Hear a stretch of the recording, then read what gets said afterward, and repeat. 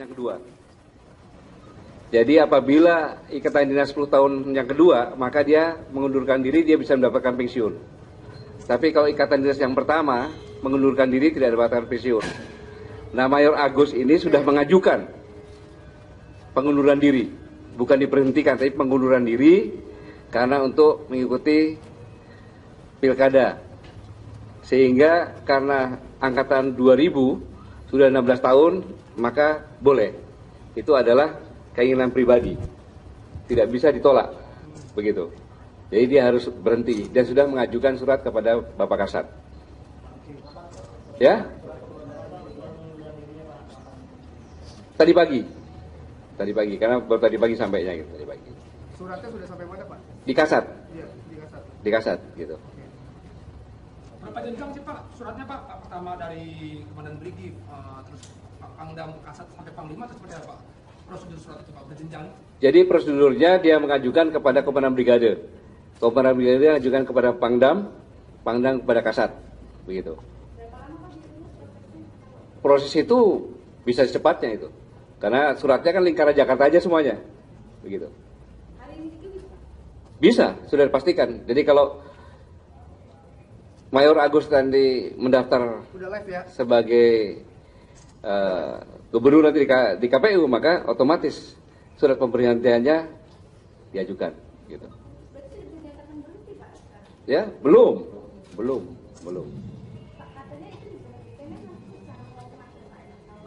Karena mengundurkan diri, kan mengundurkan diri, bukan diberhentikan karena pelanggaran. Ya. Tidak ada pensiun, tidak mendapatkan pensiun karena belum 20 tahun. Ya. Ya mengundurkan diri, diberhentikan karena mengundurkan diri, gitu.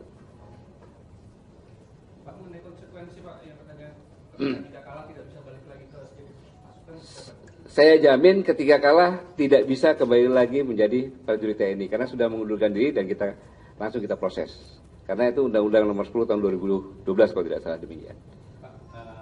Terkait ikatan dinas, apakah ada informasi yang mengatakan bahwa Pak Agus sendiri memang ada ikatan dinas karena dia pernah disekolahkan oleh TNI ke kepala militer di Amerika Serikat itu Pak? Sudah menjadi TNI baru disekolahkan, begitu ya? Apakah ada ikatan dinas juga terkait? Ya itu 10 tahun, ikatan dinas 10 tahun, kemudian diperpanjang lagi 20 tahun, begitu.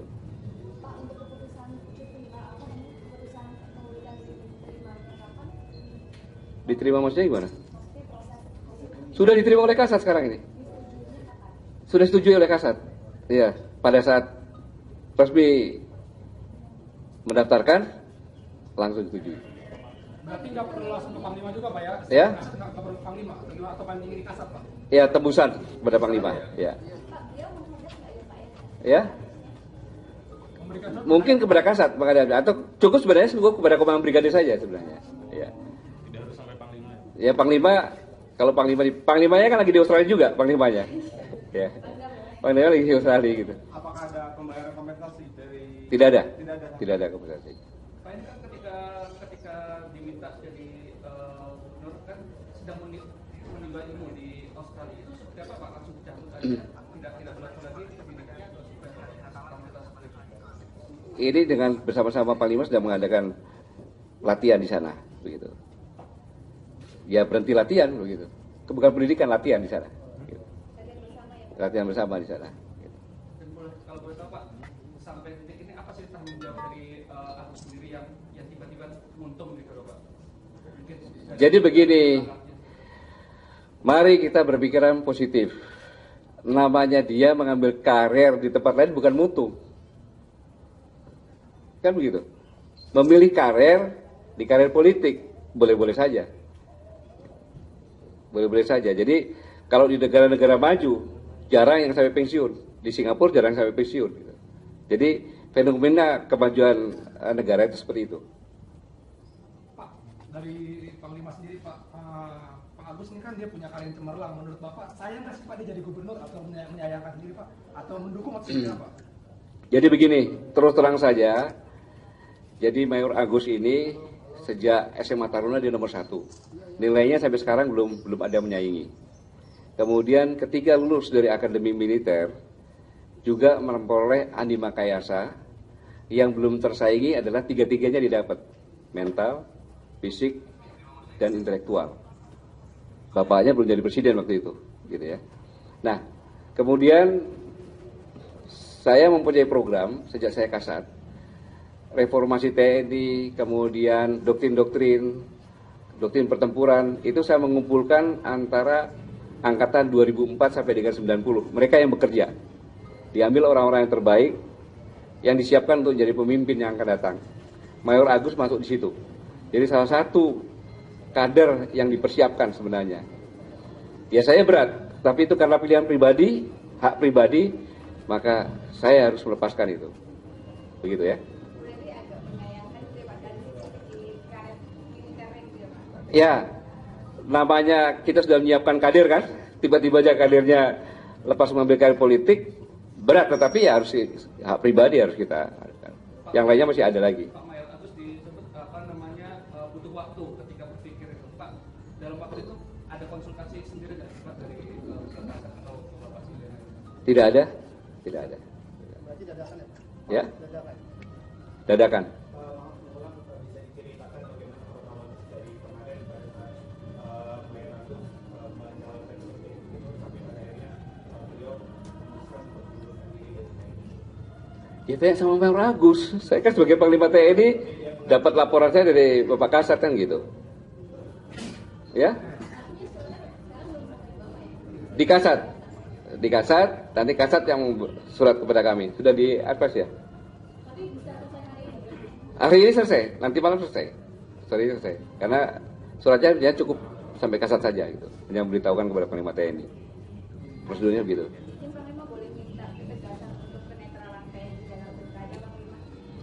Jadi begini, ya, saya sudah dipanggil langsung oleh Presiden 2 hari yang lalu.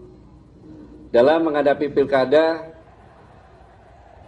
bantu saya untuk wujudkan keamanan dan harus netral.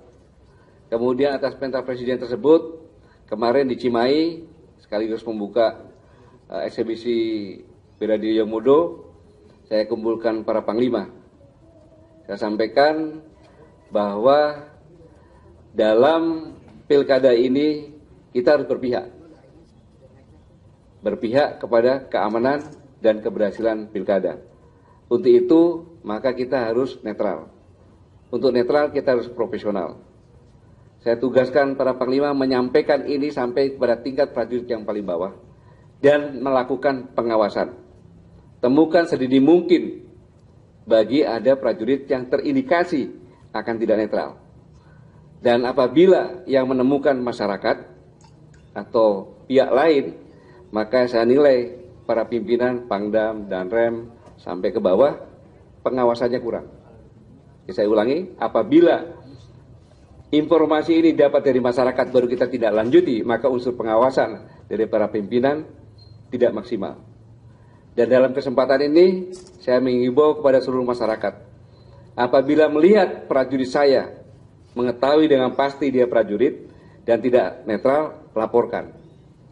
Tapi melaporkannya jangan bilang berambut cepak, berbadan tegap, kan susah. Tidak jelas namanya, pangkatnya, syukur lengkap, pasti kami tidak. Kita proses, namanya perintah Presiden, undang-undang. Gitu. Termasuk juga di media sosial ya, karena media sosial ini kan efeknya luar biasa. Jadi katakanlah seorang personil aktif dia berkomentar tentang pilkada, apakah itu ya yang ekstrim itu mendukung, Bapak melarang itu juga Pak. Ya, jadi kalau dia berkomentar tentang pilkada boleh-boleh saja. Tapi kalau dia berkomentar untuk cenderung mengangkat atau mempromosikan atau berpihak kepada calon tertentu, itu berarti sudah tidak netral. Terkait proses mutasi di perwira TNI yang khususnya Angkatan Darat sendiri, sebenarnya apakah memang ada ketersendasan spesifik aja sampai mungkin perwira-perwira Angkatan 90-an, Angkatan 2000 memilih ada melihat celah karir di sektor lain selain di Angkatan Darat sendiri, Pak? Bagaimana itu, Pak? Jadi kalau karena yang disampaikan Mayor Agus masih mayor, masih jauh gitu kan, pulangnya masih jauh dan dia punya harapan yang bagus di TNI. Bukan karena itu. Tetapi kalau kemarin yang saya sampaikan keputusan Panglima tentang mutasi yang kemarin, itu yang saya naikkan kan angkatan 86 untuk menjadi bintang 2. Jadi memang regenerasinya demikian. Kalau nggak demikian nanti numpuk-numpuk, kasihan nanti yang junior tidak jalan. Begitu ya. Pak, Ya. selain Mayor Agus, apakah ada indikasi lain dari TNI aktif yang ikut dalam pilkada serentak ini, Pak? Saya monitor di Jawa Tengah ada ya, tapi belum ada laporan saya. Di Jawa Barat juga ada, gitu. Karena ini sebenarnya prosesnya cukup sampai dengan Pangdam lapor kepada Kasat, langsung dibuatkan surat gitu aja. Saya belum dapat laporan dari Bapak Kasat. Tapi memang ada ya? Ada. Kebanyakan TNI AD. Ada lagi? Terkait dengan status Mayor Agus sendiri, apakah memang sudah mengikuti informasinya dia sudah mengikuti sekolah, lalu pada tahun depan sebenarnya dia akan menjadi letkol sebenarnya itu Pak, pada 1 April 2017. Apakah memang benar itu yang sudah didapatkan dia Pak? Mayor Agus itu sudah lulus seskoat, kemudian sudah lulus sesko ya, seskonya di Amerika, ya, di Amerika. Kemudian jabatan yang sekarang ini adalah Komandan Batalion jabatan letkol, ya, sudah diajukan untuk naik pangkat pada 1 April 2017 dan dia sudah S2 kandidat S3, begitu. Pertanyaan lain boleh Pak? Ya. Pertanyaan lain. Komisi 3 mengatakan ada sekitar 30 triliun Pak uang yang di perwira tinggi Pak, jenderal, militer dan penegak hukum. Itu Pak di TNI sendiri gimana penelusuran Pak terkait kasus narkoba yang dikatakan PPTK ada 30 triliun dana itu di 2 jenderal. Ya kalau katanya nggak, emangnya gue pikirin. Nah, ada rencana menyelidik sendiri Pak? Sekarang begini, kalau katanya ini tukang becak, katanya ini katanya terus saya selidiki, kapan saya kerja kan gitu, kan gitu. Iya, Komisi 3 meminta untuk melakukan penyelidikan di karena perintah dari istana Pak. Gitu. Ya. Sampai saat belum ada, saya belum dengar itu. Yang saya dengar yang kemarin yang disampaikan oleh Aris dari Perlindungan, saya adakan tim investigasi, kita masuk ke semua penjara-penjara yang ada TNI terlibat kasus narkoba.